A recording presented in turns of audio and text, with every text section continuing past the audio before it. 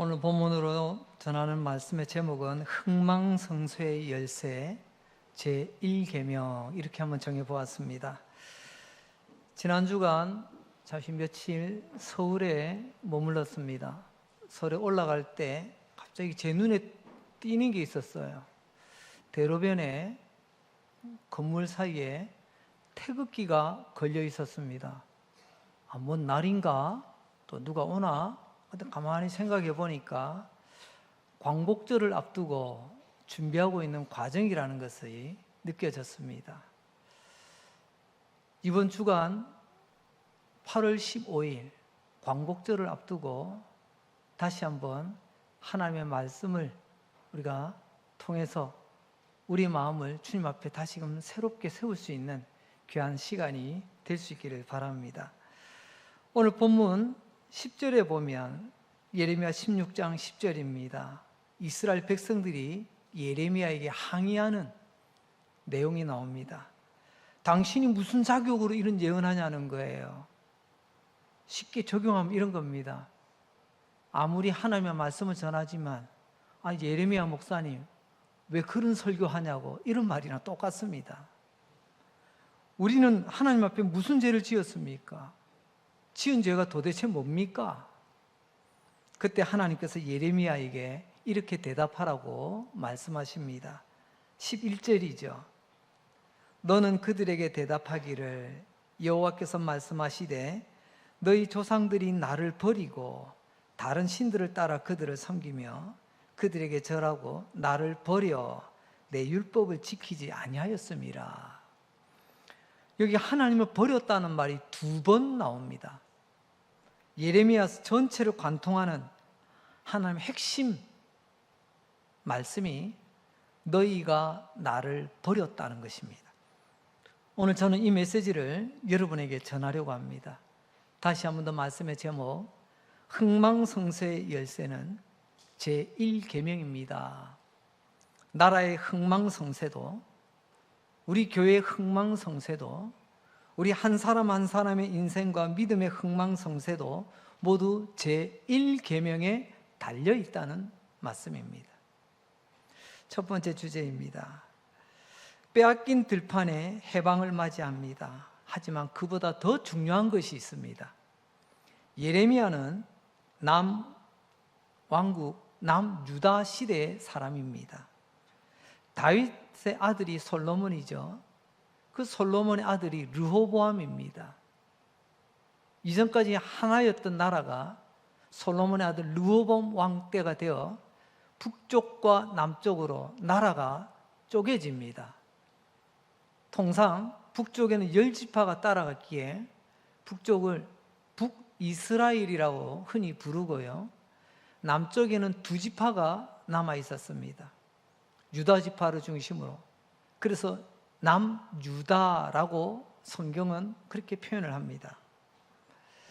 하나님은 그 가운데 특별히 유다 나라에 관심이 많습니다. 왜냐하면 다윗과 유다 지파를 통해서 우리의 구원자 예수님께서 오시기 때문에 그렇습니다. 그런데 그 유다 나라가 주전, 흔히 말하는 BC 586년에 당시 초강대국으로 부상하던 바벨론 제국에게 쫄딱 망합니다. 나라를 빼앗겼다는 거죠. 나라를 빼앗겼다는 말, 요즘 세대는 잘 피부에 와닿지 않습니다. 나라를 빼앗긴다는 것은 여러분 주권을 빼앗기는 것이고, 또한 자유를 빼앗기고, 사람의 목숨이 빼앗기고, 그 땅에 있는 소중한 자산을 빼앗기는 겁니다. 성경을 보니까 그 아름다운 예배의 처소, 또한 성전의 금으로 만든 온갖 기물까지 다 빼앗깁니다. 예루살렘 성전도 불타고 왕궁도 불타고, 관리들과 백성들, 그들은 바벨론의 창과 칼에 쓰러지고 피 흘려 죽습니다. 겨우 살아남은 자들도 어떡하죠? 포로로 끌려갑니다. 차마 눈 뜨고 볼 수 없는 너무나 엄청난, 너무나 슬프고 비통한 장면이죠. 우리는 그 누구보다 이 유다의 비극을 잘 알고 있습니다. 왜냐하면 우리나라도 1910년 일제의 나라를 빼앗겼던 아픈 과거가 있습니다. 36년 동안 엄청난 수탈을 당했습니다. 36년 동안 온갖 억압과 아픔을 겪어보았기에 동병상련이라고 해요. 유다의 아픔을 그 누구보다 잘 아는 나라입니다. 그런데 패망한 유다에게 70년 후에 기적 같은 해방이 찾아옵니다. 우리는 36년 만에 해방인데 이 유다는 거의 2배에 가까운 70년 만에 해방이었습니다. 독립운동가 이상화 선생의 시가 있습니다. 학교 다닐 때 한 번쯤은 교과서를 통해서 배운 시입니다. 제목은 빼앗긴 들에도 봄은 오는가. 이 시의 가장 중요한 부분은 내용은 잘 기억이 안 납니다. 그런데 선생님이 강조하신 게 있습니다. 이것은 일제시대 때 저항하던 저항시의 대표시다. 그 시의 첫머리는 이렇게 시작합니다. 지금은 남의 땅. 그러니까 지금 이전에는 우리 땅인데 지금은 남의 땅이 됐다는 거죠. 지금은 남의 땅. 빼앗긴 들에도 봄은 오는가. 이 시는 지금은 남의 땅, 일제의 땅이 된 슬픔 속에서 빼앗긴 들판에 해방의 봄이 오는가를 묻는 시입니다. 한편은 슬프지만 또 한편은 희망의 싹이 보이기도 합니다. 유다에게 빼앗긴 들판, 유다가 빼앗긴 그 땅, 거기는 70년 만에 해방이라는 봄이 찾아왔습니다. 그런데 말이죠, 성경은 이렇게 말합니다. 그 해방의 봄은 저절로 찾아온 것이 아니랍니다. 그 해방의 봄은 하나님께서 주신 선물이라고 말씀합니다. 15절 말씀을 볼까요? 내가, 하나님이시죠, 내가 그들의 조상에게 준 그들의 땅으로 인도하여 드리리라. 바벨론 포로에서 다시 돌아오게 하는 해방의 메시지를 이렇게 15절은 전하고 있습니다. 하나님이 그렇게 하셨다는 거죠. 하나님이 해방의 봄을 가져오셨다는 거죠. 성도 여러분, 오늘 우리는 이 시간 분명하게 고백하며 감사해야 될 것이 있습니다. 우리의 빼앗긴 들판에 주신 해방은 저절로 온 것이 아니라 하나님께서 우리에게 주신 것이요, 하나님의 역사였다는 것입니다. 그런데 오늘 더 강조하고 싶은 것이 있습니다. 몸이 아프다가 낫는 것도 해방이라면 해방입니다. 의사 선생님은 반드시 이렇게 이야기합니다. 이제 몸이 나았으니, 나았다고 방심하지 말고 이전보다 더 철저하게 건강관리 잘 하시라고. 그럼 저도 대략 보니까 한 20여 년 전에 제가 허리 수술을 받았습니다. 디스크가 너무 심해가지고 잠시 동안은 신경 차단 주사인가요? 신기하더라고요. 맞으니까 한 달 동안은 아무 문제가 없어요. 근데 한 달 지나니까 또 아파서 맞았더니 이제는 반감기, 보름으로 줄더라고요. 보름 지나니까 또 아파요. 그 다음 되니까 일주일. 그 일주일 뒤에 또 다시 갔는데요. 이제는 주사 맞고 나오려고 엘리베이터 타려는데 주저앉았어요. 의사 선생님이 말합니다. 이제는 주사로도 안 됩니다. 수술합시다. 그래서 이 척추가 눌려가지고 이 척추액이 밀려 나와서 신경을 누르니까 그 통증이 있잖아요. 근데 신기하게 수술 끝나니까요, 통증이 하나도 없어요. 그리고 오늘 봉합하고 그 다음날 일어났습니다. 제가 부산에서 수술했는데 울산으로 제가 차 몰고 왔어요. 그때 의사 선생님이 한마디 한 게 있습니다. 수술해서 원인 제거했으니 이젠 아프지 않을 겁니다. 근데 문제는 이제부터 선생님이 어떻게 하느냐에 따라 달랐다는 거예요. 옛날처럼 생활하면 안 된다는 겁니다.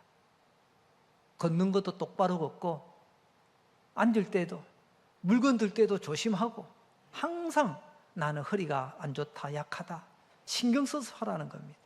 그거 안 하면 다시 병원에 온다는 겁니다. 그 사람들은 재발했다고 이야기하는데 그 재발 병원이 만든 거 아니랍니다. 내가 그것을 잘 알고 잘 관리하지 못해서 다시 병원을 찾는 거죠. 그렇습니다. 내가 병 낫는 것도 중요하지만요, 내가 왜 이렇게 아팠는지를 알고 거기에 대해서 특별히 조심하고 관리하는 게 중요하다는 겁니다. 성도 여러분, 광복의 기쁨, 해방의 기쁨도 빼앗긴 들에 찾아온 해방의 기쁨 참 좋죠. 그런데 우리는 왜 우리의 그 소중한 들판을 빼앗겼는가를, 그 원인을 알아야 된다는 겁니다. 이걸 알아야 다음에는 우리의 소중한 들판 빼앗기지 않지 않습니까? 이제 두 번째 주제입니다. 그래서 하나님께서는요, 예레미야를 통해서 꼭 집어 가리키신 하나의 죄를 말씀하십니다. 하나님께서 말씀하시는 유다가 패망한 이유가 뭘까요? 이유는 딱 하나입니다. 죄악 때문입니다. 예레미야가 전체를 통해서 유다는 죄악 때문에 이 아름다운 나라를 빼앗겼다고 예레미야서 전체를 통해서 우리에게 전하고 있습니다. 근데 무슨 죄죠? 예레미야를 자세히 보면 하나님이 딱 꼭 찍어 말씀하시는 결정적인 죄가 있습니다. 그 죄는 11절에 보면 이렇게 말씀하고 있습니다. 너희 조상들이 나를 버리고 또 나를 버리고 내 율법을 지키지 아니하였습니다. 여러분, 하나님을 버렸다는 말 앞에서도 말씀드렸죠. 이 짧은 구절에 두 번이나 지금 강조하고 있습니다. 예레미야서 전체를 통해서 수많은 말씀 가운데 핵심 말씀이 바로 너희가 나를 버렸다라는 거예요. 뭐죠? 제1계명을 위반했다는 겁니다. 제1계명을 어긴 것입니다. 하나님을 버리면 반드시 따라오는 것이 있습니다. 하나님을 버리면 반드시 다른 것을 사랑하게 되어 있습니다. 하나님을 버리면 반드시 다른 것을 사랑하고 따라가게 되어 있습니다. 너희가 하나님을 버리고 우상을 따르고 우상을 사랑하고 우상과 연애했구나, 그런 말씀이에요. 성도 여러분, 하나님을 버린 것이 왜 그렇게 결정적인 치명적인 죄가 될까요? 한마디로 말하면 하나님을 버린 죄는 배신의 죄이기 때문에 그렇습니다. 그럼 죄 중에서 이 배신이 얼마나 심각한지 아십니까? 단테의 신곡이라는 작품에 보면 이런 표현이 나옵니다. 지옥, 그것도 맨 밑바닥에 떨어져 있는 인간이 있다. 누군 줄 아세요? 배신자입니다. 그가 바로 가룟 유다예요. 여러분, 성경에도 보면 신약에 가룟 유다가 있다면 구약에는요, 고라와 그 일당들이 나옵니다. 민수기 17장에 보면 하나님이 그들을 싸잡아서 어떻게 부르냐면요, 반역자라고 말합니다. 배신, 반역 똑같은 의미잖아요. 배신은 하나님 앞에 가장 큰 죄입니다. 신명기 31장 16절로 돌아가 봅니다. 하나님이 이렇게 말씀하십니다. 이 백성은 그 땅으로 들어가 음란히 그 땅의 이방 신들을 따르며 일어날 것이요. 보세요. 나를 버리고 내가 그들과 맺은 언약을 어긴다라고 말. 버리고 어긴다. 여러분, 결혼의 가장 중요한 것은 얼마나 하객들이 많이 왔느냐, 얼마나 맛있는 식사가 나왔느냐가 아니죠. 얼마나 주례사가 멋들어졌느냐 아닙니다. 결혼 당사자인 신랑과 신부 서로의 서약입니다. 서약. 증인들 앞에서 서약이죠. 우리 믿음의 사람은 위로는 하나님과 또는 그 자리에 함께한 사랑 친지들과 모두 앞에서의 약속을 하는 거잖아요. 나는 아프거나 가난하거나 뭐 어떨 때라도 항상 사랑하겠습니다. 물어보면 예 합니다. 신랑도 예, 아내도 예. 하나님은 우리를 끝까지 사랑하십니다. 왜요? 우리의 남편 되시기 때문에. 신부된 하나님의 백성들에게 나는 너희들을 끝까지 사랑하겠다고 하나님이 약속하시고 끝까지 사랑하십니다. 아니, 심지어 로마서 8장에 보면 죽기까지 사랑하셨습니다. 이게 우리 신랑, 우리 남편, 우리 하나님의 사랑입니다. 신부된 이스라엘도 다짐을 합니다. 남편 되시는 하나님 끝까지 사랑하겠습니다. 예, 아멘. 우리 강직의 성도들도 예, 아멘 하며 믿음 생활하고 있습니다. 그런데 삶 속에서 그 예가 무너집니다.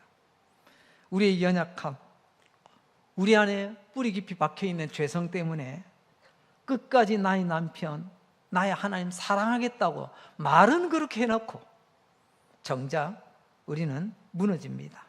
제1계명을 우리는 어긴 것이죠. 언약의 배반입니다. 여러분, 이스라엘 백성들이 어떻게 구원을 얻었죠? 하나님의 큰 사랑으로 이스라엘이 하나님의 백성이 되었고 하나님의 신부가 되었습니다. 저와 여러분은 어떻게 구원을 얻었죠? 예수님 십자가에 못 박혀 죽으심으로 그 큰 사랑을 우리가 구원받고 그리스도의 정결한 신부가 되었습니다. 끝까지 사랑하겠습니까? 예라고 우리는 고백도 했습니다. 여러분, 그 핵심은 바로 십계명으로부터 나옵니다. 결국 십계명은 여러분 암송대회용 본문이 아닙니다.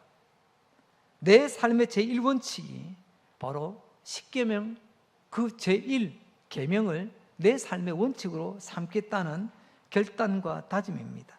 그 중에서도 제1계명과 제2계명이 참 중요한데요. 왜 제1계명과 제2계명이 중요하냐? 여러분, 중요하니까 제일 먼저 말하는 겁니다. 잘 들어.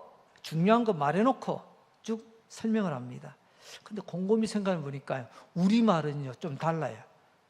한국말은 끝까지 들어봐야 된다고, 이게 끝에 가서 또 뒤집어지는 경우도 생기거든요.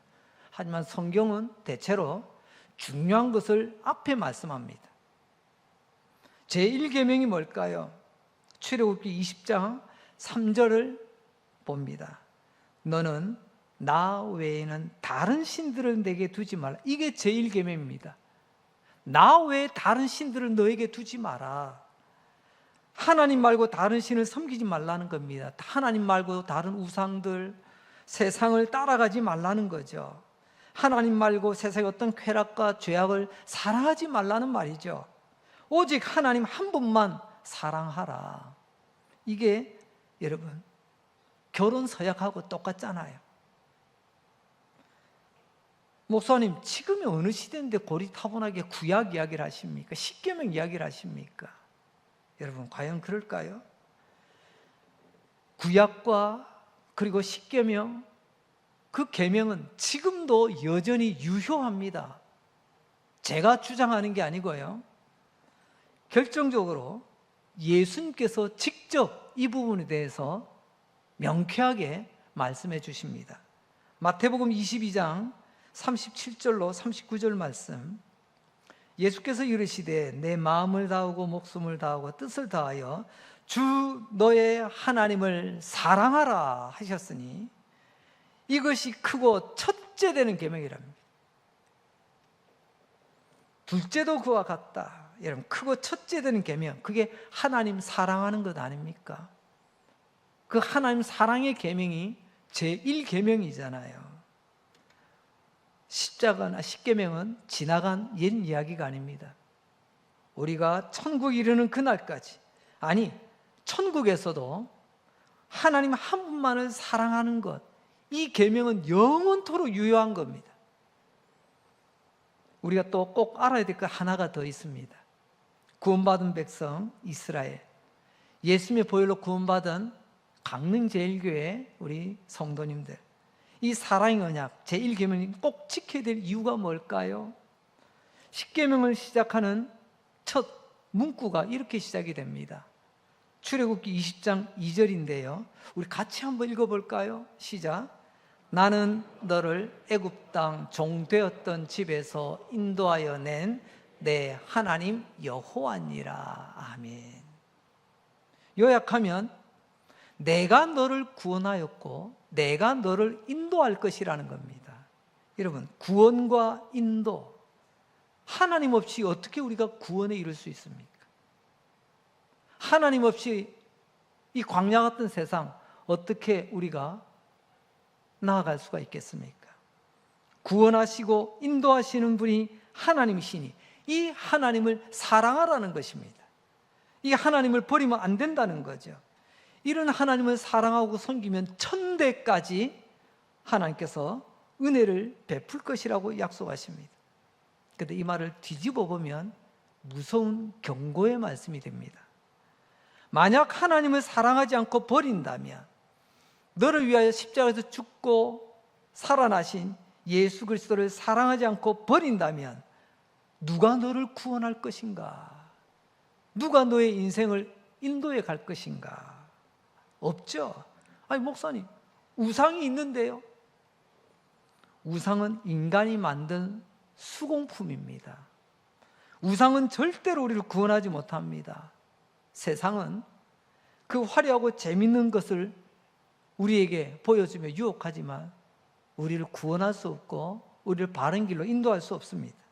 나를 구원하실 분은 오직 하나님이십니다. 그리고 나를 인도하실 분도 오직 하나님이십니다.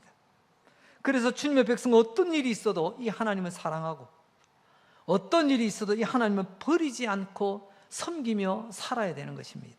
여러분, 이걸 믿음이라고 말하는 겁니다. 어떤 일이 있어도 봐가면서요, 형편 따라서요, 이건 종교 활동입니다. 그런데 세월이 흐르면서 이 유다는 이 결혼 서약 사랑을 깨뜨리고 말았습니다.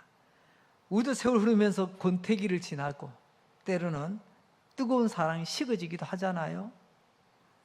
유다도 자기들을 구원하시고 인도하신 하나님을 뜨겁게 사랑하지 못하고 그 사랑이 깨어지고 말았습니다. 그들의 긴 역사 가운데 하나님을 버렸습니다. 덜 사랑한 게 아니라 아예 하나님을 버려버렸다니까요. 오늘 본문에도 하나님을 버렸다, 다른 신들을 섬기며 세상으로 나아갔다, 하나님이 말씀하시잖아요. 이런 유다를 보고 하나님 슬퍼하시며 이렇게 말씀하십니다. 오늘 예레미야 16장 12절 상반절을 보니 너희가 너희 조상들보다 더욱 악을 행하였도다. 이 조상들보다, 옛날보다 더 형편 없어졌다는 거예요.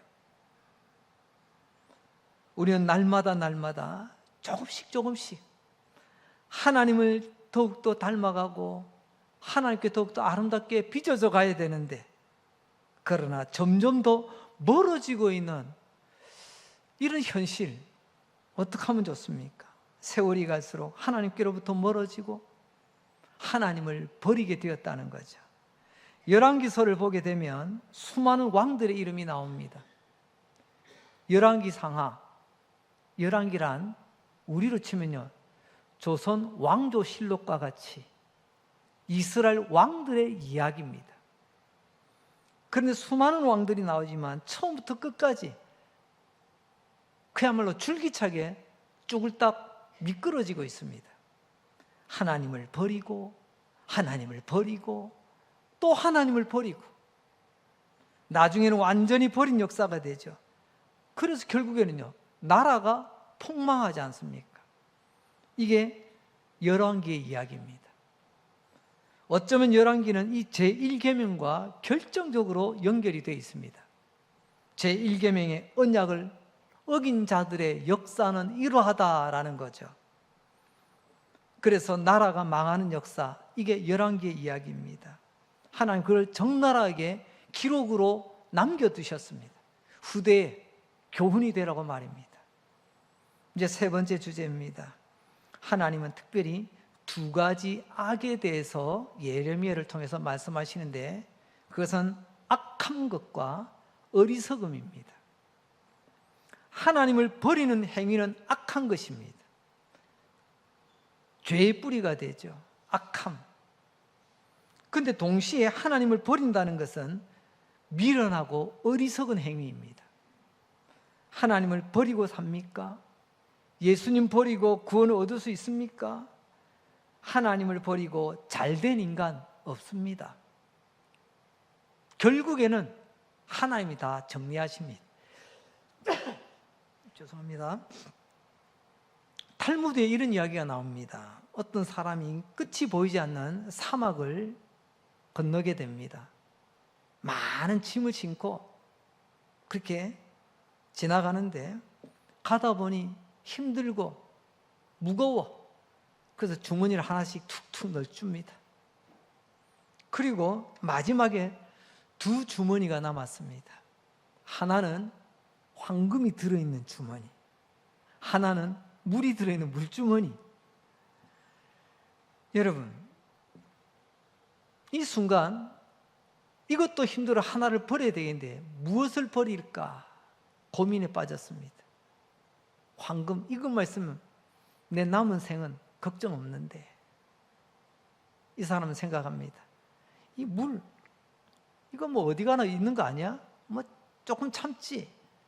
그래서 하찮아 보이던 물주머니를 버리고 황금 주머니를 가지고 나아갑니다.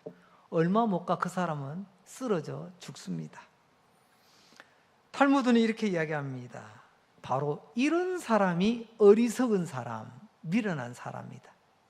당장의 계산 때문에 내가 죽을 것 모르고, 내가 죽는다는 것 모르고, 여러분, 분별이 안 되니까 어리석은 선택을 하죠. 하나님을 버리는 행위가 바로 이런 겁니다. 당장 하나님 버리는 거 별것 아닌 것 같지만 결국 그것 때문에 죽는 겁니다. 예레미야는 똑같은 원리로 피를 토하는 심정으로, 여러분, 예레미야의 별명이 뭐라고요? 눈물의 선지자. 하나님의 마음으로 자기 민족을 돌아보면 너무 안타까워, 너무 가슴이 아파. 그래서 눈물을 흘리며 이렇게 유다 백성들에게 외칩니다. 그 장면이 예레미야 2장 13절에 이렇게 표현되고 있습니다. 내 백성이 두 가지 악을 행하였나니 곧 그들이 생수의 근원되는 나를 버린 것과, 여기도 버리잖아요. 스스로 웅덩이를 판 것인데 그것은 그물을 가두지 못할 터진 웅덩이들이라. 여러분, 악하고 미련한 그들이 첫째, 하나님을 버렸습니다. 하나님이 누구시니까? 생수의 근원이랍니다. 여기서 생수란, 여러분, 저 제주 삼다수를 말하는 게 아니고 땅에서 샘솟도 올라온 샘물을 말합니다. 떠도 다시 솟아나고 떠도 다시 솟아나고. 그런데 하나님은 마시면 없어지는 물통이 아닌데, 샘물인데 이 하나님을 버리는 것입니다. 그러면서 자기들은 자신 있게 말합니다. 그래도 우리에게는 비상대책이 있습니다. 우리는 웅덩이를 팔 것입니다. 그리고 거기에 물을 모아둘 것입니다. 여러분, 이 인간이 판 웅덩이를 다른 말로 우상이라고 하는 겁니다. 인간이 만든 우상, 인간이 판 웅덩이입니다. 근데 웅덩이는요, 물이 솟아나지 않아요. 고인물 증발하든지. 근데 하나님 여기서 한마디 더 하시죠. 터진 웅덩이랍니다. 물을 부어넣었는데 옆이 터져서 다 빠져나간대요. 성도 여러분, 영원토록 솟아나는 샘이 되시는 하나님을 버려놓고 물을 가두어도 이내 터져버리는 텅 빈 웅덩이를 누가요? 유다 백성들이 선택했다는 거예요. 하나님을 버리고 우상을 따르고 하나님을 버리고 세상을 선택한 것입니다. 어떻습니까? 보기에도 악하죠. 하나님을 버렸으니. 참 미련하죠. 그리고 또 웅덩이를 판다. 살리는 샘은 메워버리고 물도 나오지 않는 웅덩이를 파는 저들의 모습. 성도 여러분, 이제 우리나라가 이 악한 길에서 벗어나 이 악한 길로 가지 않도록 기도해야 되겠습니다. 우리 이 땅의 교회가 이 악하고 어리석은 길로 가지 않도록 우리 기도해야 되겠습니다. 우리 한 사람 한 사람이 악하고 이 어리석은 길로 가지 않도록 우리 기도하고 몸부림쳐야 되지 않겠습니까? 왜냐하면 우리가 대한민국 국민 아닙니까? 우리가 하나님 나라 백성이요 주며 몸된 교회 성도들 아닙니까? 마침내 세월이 흘러 유다는 하나님을 버린 쓴 열매를 맛보게 됩니다. 하나님을 버리고 나를 위해 십자가에서 못 박히신 예수님을 버리고 다른 것 사랑하는 그들의 열매가 어찌 그리 달 수 있겠습니까? 그 열매는 쓴 열매일 수밖에 없죠. 최고로 쓴 열매, 우리는 다른 말로 그것을 지옥이라고 부를 수 있습니다. 하나님을 버리고 내 구주 예수 그리스도를 버린 그 쓴 열매를 먹고 마십니다. 근데 오늘 본문에 충실하면 유다가 하나님을 버린 그 쓴 열매를 먹는데 그 쓴 열매를 나라가 망하는 것으로 표현합니다. 유다라는 나라가 바벨론에 패망하는 것, 그게 쓴 열매를 먹는 것이라고 표현합니다. 약탈당하고 죽임당하고 살아남은 자는 포로로 끌려가고, 우리도 많은 것 약탈당했죠. 많이 죽었죠. 살아남아 끌려갑니다.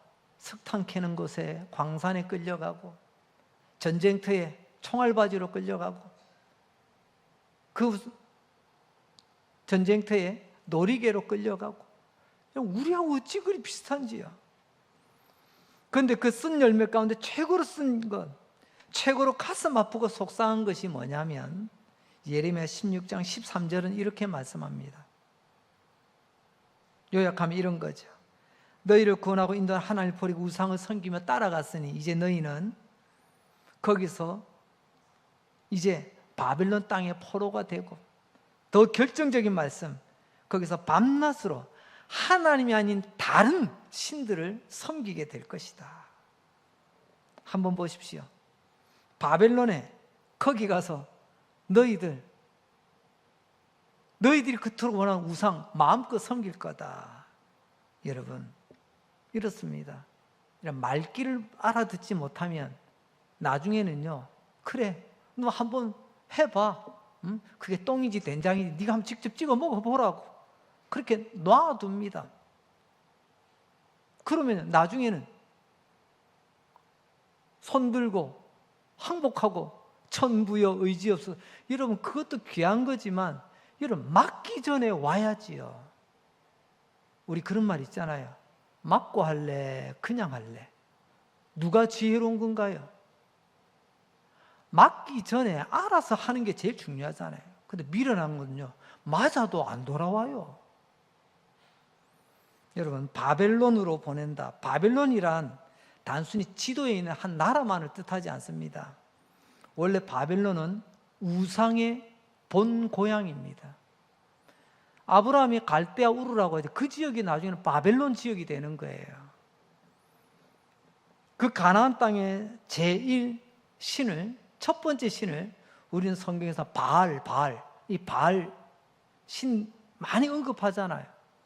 그런데 이 바알 신화에 보면 그 바벨론 땅에 최고의 신이 있답니다. 그 신이 우리 성경에는 나와 있지 않지만 마루둑이라는 신입니다. 이게 바벨론이 섬기는 최고의 신이에요. 바알은 그 중에 한 아들이에요. 한마디로 말하면 바벨론은 우상의 본산입니다. 너희가 너를 구원한 하나님을 버리고 너를 인도한 하나님을 버렸으니 거기 가서, 바벨론에 가서 밤낮으로 한번 시크도 해봐라. 그래, 너 하고 싶은 대로 해봐. 예수님께서도요, 가룟 유다에게 마지막까지 기회를 주십니다. 마지막 식사의 자리에서 오늘 이 떡을 먹고 잔을 먹는 자 중에서 나를 팔 자가 있으리라. 아직 팔지를 않았어요. 마지막 기회를 주거든요. 그런데 가룟 유다는 아무 일도 없는 듯이 눈빛 하나 변하지 않고 떡 다 받아 먹고 포도주 마시고, 이후에 예수님께서 한마디 하십니다. 그래, 너 하고 싶은 대로 해. 예수님도 가룟 유다를 그냥 놓아버리십니다. 이게 가장 큰 불행입니다. 기회가 은혜예요. 믿습니까? 기회마저 하나님께서 닫아버리신 게 가장 불행이에요. 그게 뭐죠? 너 하고 싶은 대로 해. 그 뒤에 대가는 우리가 아는 대로죠. 성도 여러분, 하나님 우리에게 기회 주셨을 때 하나님을 섬기는 것이 얼마나 아름답고 복된 것인지, 예수님만 사랑하는 것이 얼마나 행복한 것인지 잃어버리기 전에 꼭 붙드시기 바랍니다. 이제 마지막 네 번째 주제로 하나님을 등 뒤로 던진 죄가 있습니다. 에스겔을 이야기합니다. 에스겔 선지자 잘 아시죠? 마른 뼈다귀를 그죠? 다시 살아나게 하는 그런 이야기, 재밌는 이야기도 있지만 사실은 에스겔은 선지자인데 바벨론의 포로로 끌려간 선지자예요. 그러니까 말만 하는 게 아니고 현장에서 온몸으로 경험한 선지자예요. 그런데 에스겔이 누군 줄 아세요? 에스겔의 아버지는 대제사장입니다. 제사장의 아들이 선지자의 사명을 띠고 바벨론의 포로로 끌려가 하나님이 말씀한 그 현장을 똑똑히 보는 거예요. 에스겔 23장 35절을 보면 에스겔을 통해서 유다를 향한 하나님의 말씀이 나옵니다. 그러므로 주 여호와께서 이같이 말씀하셨느니라. 네가 나를 잊었고, 여기도 잊었잖아요. 또 나를 내 등 뒤에서 버렸는지, 버렸다잖아요. 잊어버리고 버려.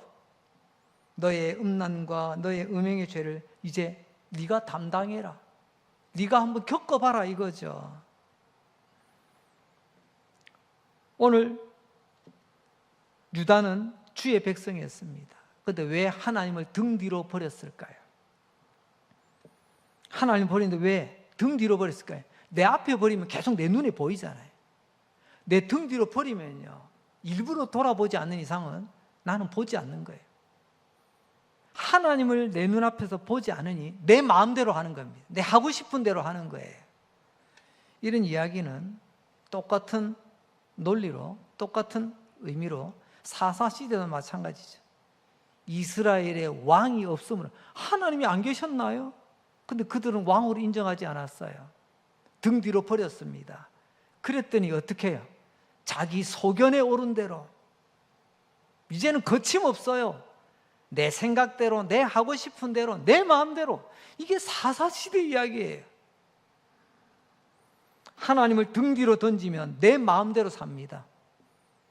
하나님을 등 뒤로, 하나님 말씀 성경책도 등 뒤로, 교회도 등지고 내 마음대로 가면요, 그야말로 내 마음대로 죄로 오염된 죄인의 모습 그대로 살아갑니다.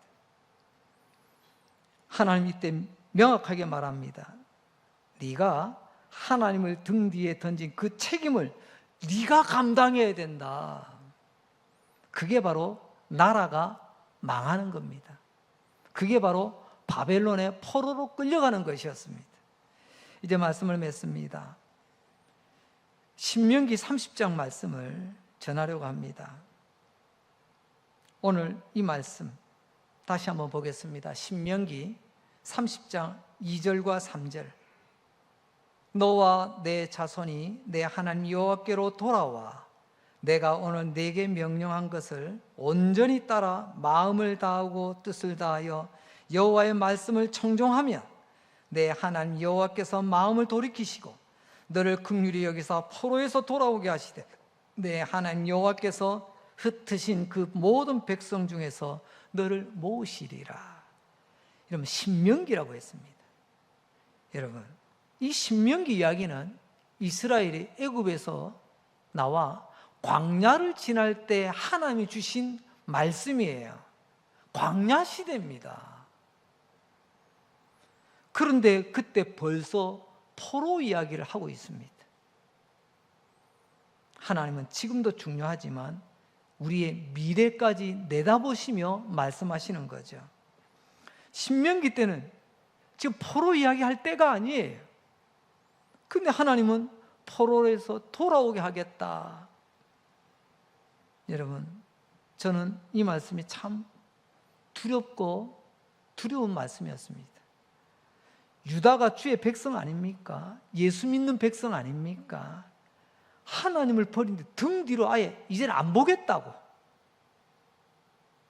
하나님을 등 뒤에 버리면 내 앞에 무엇이 보이겠습니까? 아무것도 보이지 않습니다. 내가 원하는 욕심만 보입니다. 그래서 하나님을 등 뒤로 던지면 내 마음대로 사는 거예요. 적어도 인간이 눈앞에 하나님이 어른거리면 그래도 양심이 살아있어. 마음에 찔려. 그래도 멈칫멈칫하기라도 하죠. 그래서 죄를 덜 짓습니다. 그런데 하나님을 등 뒤로 던져 놓으니 유다가 얼마나 더럽고 추한 죄를 거리낌 없이 저지르고 있습니까? 이게 바로 하나님을 등 뒤에 던진 죄입니다. 하나님은 책임을 분명히 묻죠. 그래서 오늘 이 말씀, 조금 전에 말씀드린 것처럼 그 옛날 광야 시대 때 그 말씀을 현실이 되게 하십니다. 그때 너는 버렸던 하나님께로 돌아오라. 70년 동안 하나님께서 회초리를 드신 거죠. 여러분, 회초리도 은혜입니다. 우리 인간대라고 나무라는 것 아닙니까? 누군가가 쓴소리 해줄 때가 은혜의 때예요. 그래, 당신 마음대로 하세요. 나는 당신에게 아무런 말도 해주고 싶지 않아요. 상관하고 싶지 않아요. 이건 가장 불행한 관계입니다. 그때 너는 버렸던 하나님께로 돌아오라. 이게 바로 제1계명을 회복하는 것입니다. 오늘 우리 이 나라도, 이 땅의 교회도, 우리 한 사람 한 사람도 꼭 명심해야 될 생명의 원리, 붕의 원리가 바로 이것입니다. 제1계명을 회복하는 것. 하나님만 사랑하겠습니다. 어떤 일이 있어도 하나님을 버리지 않겠습니다. 이것 회복하는 것. 성도 여러분, 우리부터 나를 구원하시고 인도하신 하나님을 버리고 산 죄 회개합시다. 우리부터 날 위하여 십자가 죽으신 예수님보다 세상을 더 사랑했던 것 회개합시다. 어떤 상황에서도 하나님을 버리지 않는 주의 백성이 되겠노라고 다시 우리의 마음을 주님 앞에 굳건히 세우는 우리의 결단이 있기를 바랍니다. 이게 우리 나라를 세우는 진짜 애국하는 겁니다. 세상 사람이 일을 못하죠. 왜요? 세상은 하나님을 모르잖아요. 하나님을 안 믿으니까 버릴 하나님 자체가 없는 거예요. 하나님을 버리지 않고 마지막까지 하나님을 사랑할 때 하나님 이 나라를 지켜주시겠답니다. 여러분, 소돔과 고모라 몇 명이 범죄해서 망했죠? 하나님은 그렇게 보지 않습니다. 그 땅에 의인 10명을 찾으신다고 했거든요. 의인 10명, 오늘 제1계명을 품고 살아가는 그 사람, 하나님 찾기에 부족하면 그때가 우리나라 망하는 겁니다. 저와 여러분이 이런 믿음의 애국자 되기를, 그리고 우리 구원자 예수 그리스도의 이름을 가슴에 품고 주님 사랑하며 달려가시기를 주님의 이름으로 축복합니다. 오늘은 추가로 하나 더 말씀드리려고 합니다. 대한민국 임시정부의 법통을 이어받아서 1948년 5월 31일 재헌국회가 열렸습니다. 재헌, 이게 무슨 말이죠? 헌법을 제정하기 위한 국회입니다. 여러분, 선거를 통해서 국민들의 대표를 뽑았어요. 그런데 이 나라를 어떻게 세워나가니? 나라의 기본 법, 헌법을 정해야 나라가 나라 되지 않습니까? 그래서 그 재헌 국회로 소집이 되었습니다. 그때 당시 의장은 이승만 박사였습니다. 이승만 박사가 이렇게 제안을 합니다. 대한민국 독립 및 정부 수립을 위한 의회가 열리는 오늘, 우리가 인간의 힘만으로 이 자리에 선 것이 아닙니다. 하나님께 기도를 드려야 할 것입니다. 감리교 목사이신, 그리고 재헌 의원이었던 이윤영 의원님 나오셔서 기도해 주시기 바랍니다. 이게 대한민국을 시작하는 제1회 국회 첫 흔적입니다. 그래서 대한민국 국회 속기록 제1회 제1호 내용이 바로 이 기도문입니다. 준비된 영상으로 기도문을 잠시 우리 듣도록 하겠습니다.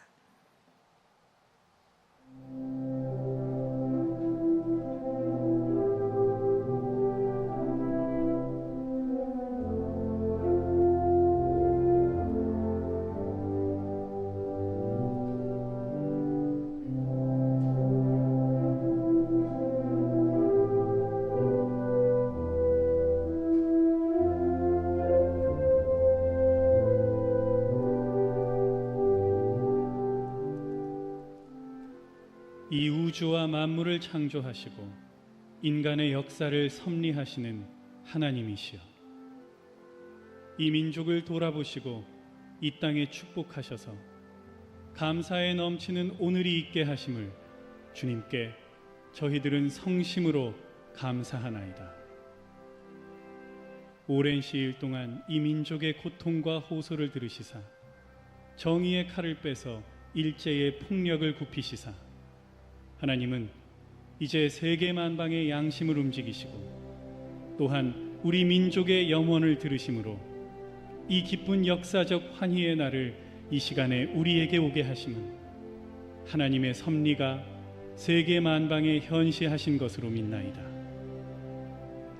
하나님이시여, 이로부터 남북이 둘로 갈리어진 이 민족의 어려운 고통과 수치를 신원하여 주시고 우리 민족, 우리 동포가 손을 같이 잡고 웃으며 노래 부르는 날이 우리 앞에 속히 오기를 기도하나이다.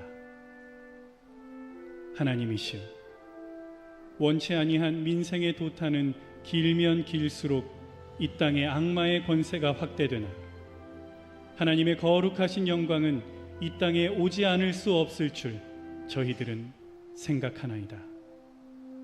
원컨대 우리 조선 독립과 함께 남북 통일을 주시옵고 또한 민생의 복락과 아울러 세계 평화를 허락하여 주시옵소서. 거룩하신 하나님의 뜻에 의지하여 저희들은 성스럽게 택함을 입어 글자 그대로 민족의 대표가 되었습니다. 그러하오나 우리들의 책임이 중차대한 것을 저희들은 느끼고 우리 자신이 진실로 무력한 것을 생각할 때 지와 인과 용과 모든 덕의 근원 되시는 하나님께 이러한 요소를 저희들이 간구하나이다. 이제 이로부터 국회가 성립되어서 우리 민족의 염원이 되는 모든 세계 만방이 주시하고 기다리는 우리의 모든 문제가 원만히 해결되며 또한 이로부터 우리의 완전 자주 독립이 이 땅에 오며 자손 만대에 빛나고 푸르른 역사를 저희들이 정하는 이 사업을 완수하게 하여 주시옵소서. 하나님이 이 회의를 사회하시는 의장으로부터 모든 우리 의원 일동에게 건강을 주시옵고 또한 여기서 양심의 정의와 위신을 가지고 이 업무를 완수하게 도와주시옵기를 기도하나이다.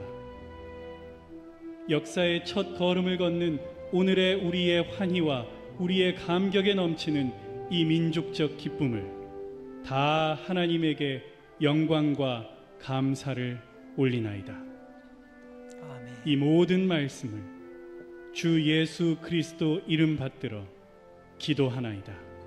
아멘. 아멘. 이제 우리 다 함께 자리에 일어나셔서 오늘은 애국가 하나님이 보호하사 이 나라가 세워졌습니다. 하나님이 보호하사 지금까지 왔습니다. 하나님께서 보호하사 앞으로도 이 나라를 통해서 하나님 영광 받으실 줄로 믿습니다. 오늘 시간 관계상 1절만 찬송 애국가 부르겠습니다.